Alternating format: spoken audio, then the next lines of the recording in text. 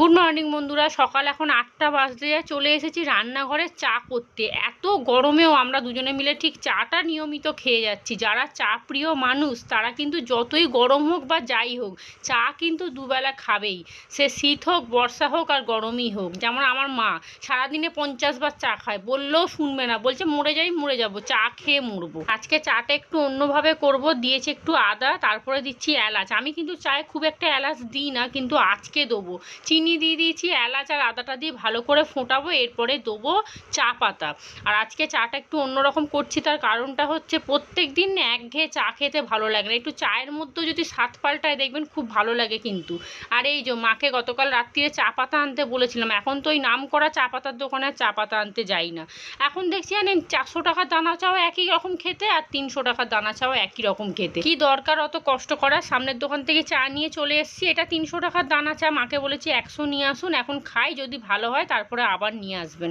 বেশি করে চা পাতা দিয়ে দিয়েছি, এবারে এটাকে অনেকক্ষণ ধরে ফোটাবো।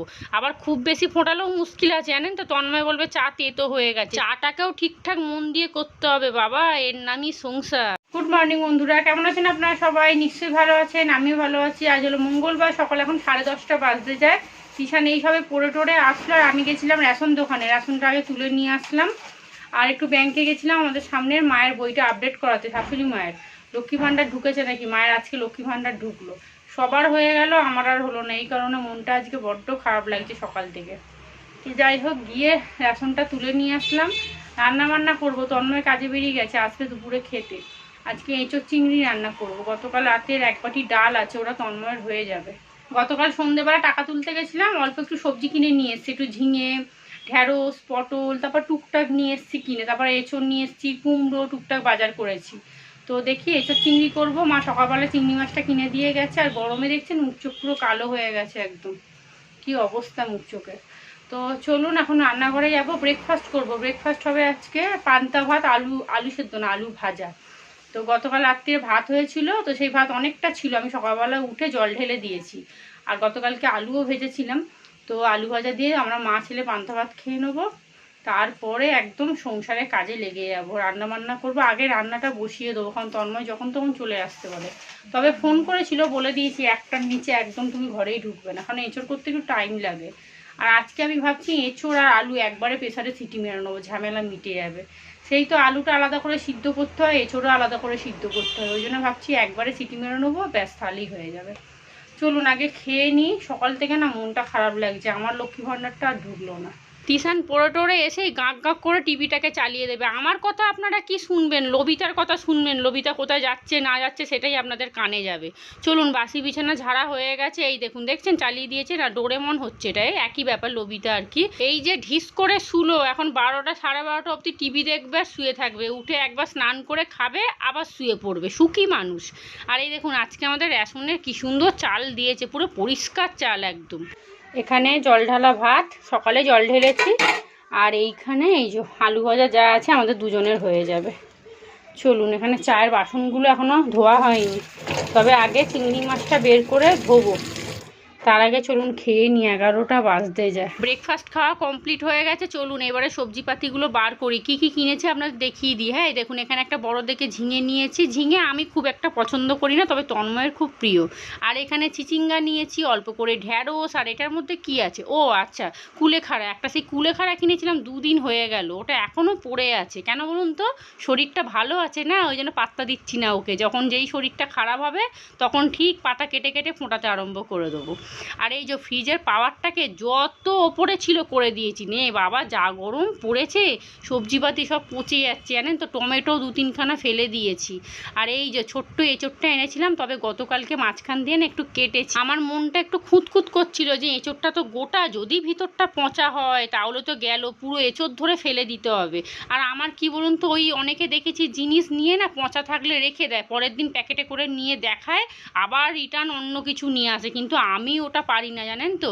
ওই সামান্য জিনিস নিয়ে ওই বাজার হাটে গিয়ে ঝগড়া করা যে আমাকে ফেরত দিন, আমি পচা নিয়ে গেছি, এই নিয়ে গেছি, পয়সা দিয়েছি, ও আমার দ্বারা বাবা ওসব হবে না। তো এঁচোড়টা মোটামুটি ভালোই আছে, গতকালকে রাত্রিরে আমি কেটে দেখেছি। চলুন এখানে সবজিপাতি কাটতে বসে গেছি। টমেটো দুখানা নিলাম, যে একটু বেশি করে টমেটো পেঁয়াজ দিয়ে ভালো করে মাংসর মতো করে এঁচোড়টা করব। টমেটো দেখছি একটা পুরো পচা একদম। আর গতকালকে না প্রায় 3-4খানা টমেটো ফেলে দিয়েছি, জানেন। ফ্রিজের পাওয়ারটা কমানো ছিল, বুঝতে পারিনি। আর দেখছি শাকও দেখলাম অনেকটা পচে গেছিলো, মানে একটা সেই পাট শাক এনে রেখেছিলাম, অনেকটা পচে গেছে, ফেলে দিলাম। ওই জন্য ফ্রিজ খুলে আগে পাওয়ারটাকে বাড়িয়েছি। তন্ময় বলছে এত গরম পড়েছে, এত কমিয়ে রাখলে সব তরকারিও এবার নষ্ট হয়ে যাবে, ওই জন্য বাড়িয়ে দিলাম। আর আমি জানেন তো গত 2-3 দিন আগে কেজিখানেক পেঁয়াজ নিয়ে এসেছিলাম। দামটা একটু কম নিয়েছিল, পেঁয়াজ না ছোট ছোট নিয়ে এসেছিলাম, মানে বড় পেঁয়াজও ছিল কিন্তু এটার দামটা একটু কম নিয়েছিল। ছোট পেঁয়াজগুলো নিয়ে এসেছি কেজিখানে, কিন্তু আমারই অসুবিধা হচ্ছে, কারণ কাটতে অনেক সময় লেগে যাচ্ছে দেখুন। আর এমনি আমাদের এখানে না পেঁয়াজের দাম এখন 30 টাকা 30 টাকা করে মোটামুটি, কিন্তু ওটা নিয়েছিল 25 টাকা কিলো, একটু ছোট বলে 5 টাকা দামটা কম নিয়েছিল।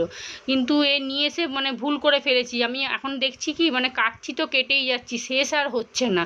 আর বড় পেঁয়াজ হলে কি হয়, একটা কুচিয়ে নিলাম, ঝামেলা মিটে গেল। কিন্তু ওই যে আমরা সংসারী মানুষ, 5টা টাকা বাঁচাতে চাই, এইটাই হচ্ছে ব্যাপার। চলুন এখানে এঁচোড়টা কাটছি। এত সুন্দর এঁচোড়টা কি বলবো, পুরো কচি এঁচোড় একদম।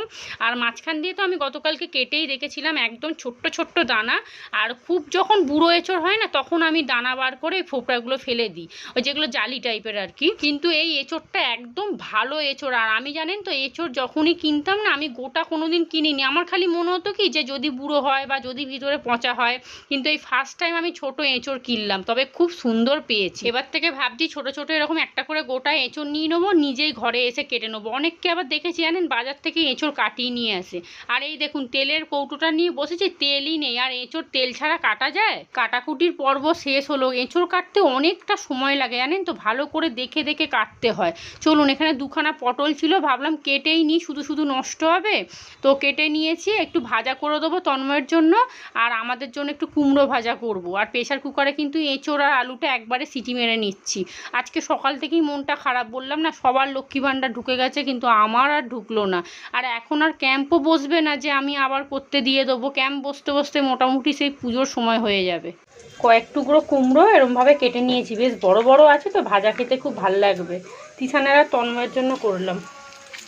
এঁচোড় চিংড়ি করলে কি হবে বললাম না, তন্ময় তৃপ্তি করে খাবে না, তার সাথে ওকে কিছু একটা দিতে হবে। ডাল আছে, পটল ভাজা কুমড়ো ভাজা দিয়ে দেবো, আর কুঁদলি আলু ভাজা যদি খাবে, নাহলে আমি আর তিশান খেয়ে নেবো। আর এঁচোড়ের তরকারি, এখানে আলু আর এঁচোড়টা সিদ্ধ করে নিয়েছি, 2খানা সিটি দিয়েছি, এক্ষুনি প্রেশারটা খুলে নেবো, কারণ যদি গলে যায়। এঁচোড়টা না পুরো একদম কচি এঁচোড়, ছোট্ট তো গোটা নিয়ে নিয়েছি একদম। চলুন পটল ভাজা হয়ে গেলে কুমড়ো ভাজাটা বসিয়ে দেবো। পটল ভাজার তেলের মধ্যে কুমড়োটা বসিয়ে দেবো, তবে এইটুকু তেলে মনে হচ্ছে কুমড়োটা হবে না, বড় বড় করে কেটেছি তো। আর এইরকম কুমড়ো ভাজা খেতে কিন্তু খুব ভালো লাগে। একটু চিনি মাখিয়ে রেখে দিয়েছিলাম খানিকক্ষণ, মিষ্টি মিষ্টি তো বেশ ভালো লাগবে। ওদিকে আমার এঁচোড় আলুটাও সিদ্ধ হয়ে গেছে, দাঁড়ান জলটা ফেলে দিই। তিশানকে বললাম যে লোনটা দিয়ে বাইরে দিস না, খুলে দে। ছাতা নিয়ে টাকা মুঠো করে নিয়ে যাবি টাকা। হ্যাঁ বাবা, এক সাইড দিয়ে যাবি, ওখানে এখন আর কুকুর থাকে না, প্রচুর রোদ্দুরেতে। টাকা মুঠো করে নিয়ে যা, আর 3টে পেপসি নিবি।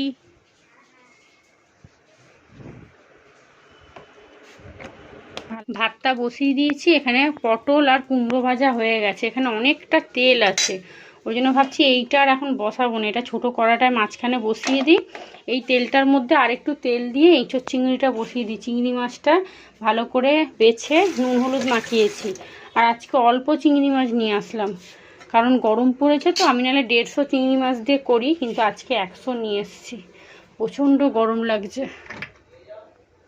এত গরমে না চিংড়ি মাছ খাওয়াই উচিত না, তবুও তরকারিটা স্বাদ আনার জন্য একমাত্র চিংড়ি মাছটা আনা। কুমড়ো ভাজা পটল ভাজা হয়ে গেছে, তেলের মধ্যে একটা তেজপাতা, একটা শুকনো লঙ্কা দিলাম, একটু বেশি করে গোটা জিরে। আজকে খুব তাড়াতাড়ি এঁচোড়ের তরকারিটা রান্না করব, মানে কি বলবো, চটজলদি রান্না যেটাকে বলে আর কি। এখানে আগে আমি চিংড়ি মাছটা দিয়ে দিলাম, চিংড়ি মাছটা একটুখানি ভাজা ভাজা করে নিয়েছি, মানে নাড়াচাড়া করেছি আর কি। এইবারে পেঁয়াজটা দিয়ে দিয়েছি, পেঁয়াজ আর চিংড়ি মাছ একসাথেই ভাজা করবো। চিংড়ি মাছ এমনিও খুব বেশি ভাজলে না ছিবড়ে টাইপের হয়ে যায়, তাই একটু নাড়াচাড়া করলাম আর কি। আর পেঁয়াজ, টমেটো, চিংড়ি মাছ ভালো করে ভাজা ভাজা করে নিয়েছি। এইবারে কিন্তু এঁচোড় আর আলুটা দিয়ে দেবো। এঁচোড় আলুটা দিয়ে একটুখানি ভাজা ভাজা করব, তারপরে আদা রসুন বাটা প্রতিদিনের যা গুঁড়ো মশলাটাকে দিয়ে কষাবো, তারপরে জল ঢেলে দেবো, গরম মশলা দিয়ে নামিয়ে দেবো। এখানে অল্প করে একটুখানি ডাল বসিয়ে দিলাম, কারণ যা ডাল আছে না ওটা শুধু তন্ময়ের হবে, তিশান খাবে কি দিয়ে। আর এখানে ভালো করে কষিয়ে নিচ্ছে। আলু আর এঁচোড় একদম ঠিকঠাক সেদ্ধ করেছি, গলেও যায় না, আবার মোটামুটি সিদ্ধও হয়েছে। ভালো করে কষিয়ে জল ঢেলে দেবো।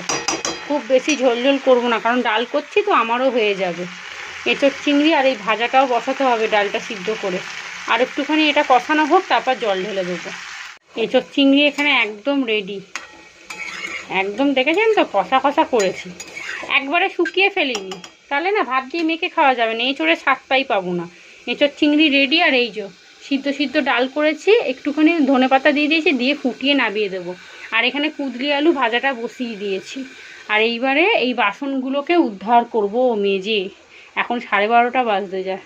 এঁচোড়ের তরকারি বসিয়ে ঘরদোর সব মুছে নিয়েছি, ঝাড় দিলাম, মুছলাম, বাসি জামা কাপড়গুলো ধুয়েছি। বাবারে কি গরম! হ্যাঁ, এই নাকি বললো সোমবার থেকে বৃষ্টি হবে, কোথায় বৃষ্টি কোথায় কি। এই যে এখানে এখনো বালতিতে পড়ে আছে। ভাজাটা বসিয়ে দিয়ে আসলাম, এইবারে ওইটাকে মিলে দিয়ে আসি, তারপরে বাসনগুলো মাজবো।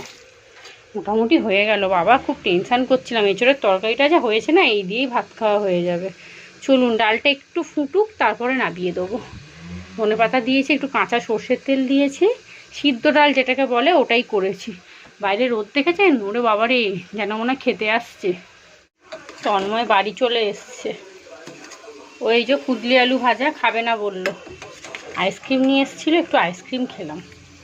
এঁচোড় চিংড়ি যা হয়েছে এই দিয়েই ওর খাওয়া হয়ে যাবে, আর কিচ্ছু লাগবে না। বলছে আর কিছু দিতে হবে না, তুমি শুধু এঁচোড় চিংড়ি দিয়েই আমাকে ভাত দাও।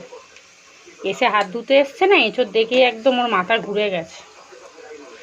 চলুন, আর অল্প ভাত দিয়েছি, বলছে বেশি দিও না, খেতে পারবো না। আমি থাক তাহলে। ছোট ছোট চিংড়ি মাছ তো খুঁজে দেওয়াটাই মুশকিল। চলুন, বাবা এটা নিয়ে যেতে পারবো তো? গরম তো।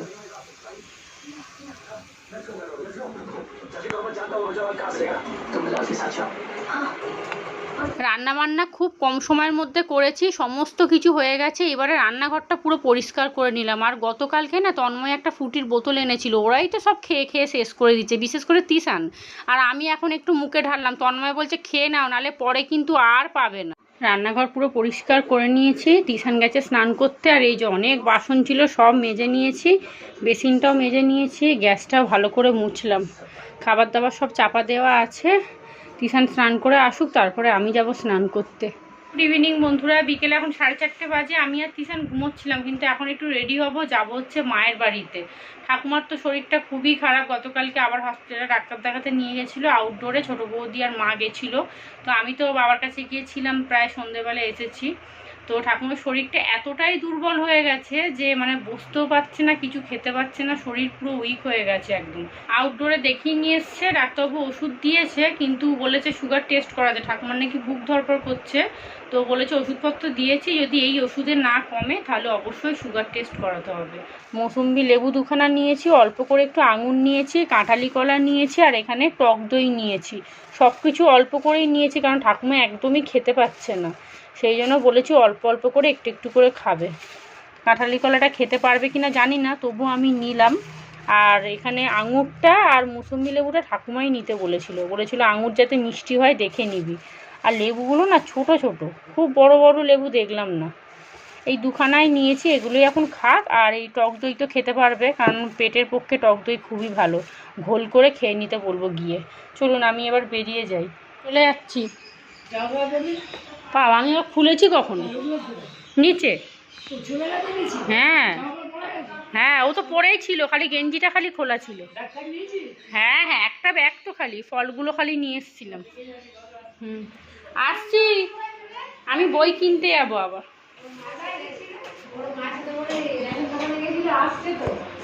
ওকে একা দেখে আমি ভয় পেয়ে যাই, সময় একাই। হ্যাঁ, কোনদিন তোকে দেখি আমার চলে যাচ্ছি।